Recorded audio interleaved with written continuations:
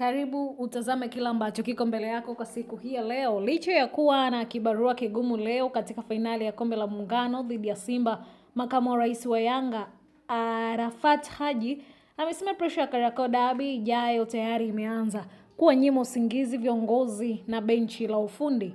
Amesema uzito wa derby hiyo inatokana na ushindani mkubwa uliopo kati ya timu hizo mbili, hasa zinapokutana katika ligi kuu Tanzania bara, ambapo kila upande hupambana kulinda heshima yake mbele ya mashabiki. Ameeleza kuwa baada ya fainali ya leo, Yanga itakuwa na kibarua kingine kigumu Mei 3, 2026 watakapokuwa wageni wa Simba katika mchezo wa Kariakoo Derby utakaochezwa kwenye uwanja wa Meja Jenerali Isamuhyo.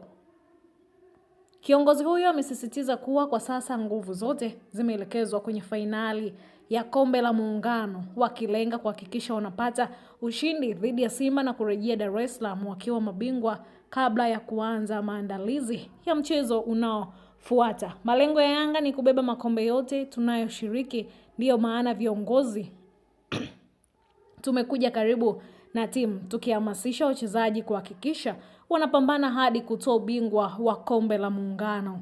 Ameongeza kuwa ratiba ya mechi mbili kubwa mfululizo imewekwa shinikizo kubwa kwa timu, kwani baada ya fainali ya leo watakuwa na siku chache tu za maandalizi kabla ya kukutana tena na Simba. Hakuna muda wa kupumzika ndani ya siku hizi tatu kabla ya dabi nyingine. Tunahitaji ushindi. Dabi ni mechi ya heshima kubwa, na tangu tumeingia madarakani tumekuwa na matokeo mazuri dhidi ya wapinzani wetu. Ameyasema hayo huyu meneja msaidizi. Hii ni Gift Online TV. Endelea kusubscribe, kushare, kulike pamoja na kucomment ili uzidi kupata taarifa kwa wakati sahihi.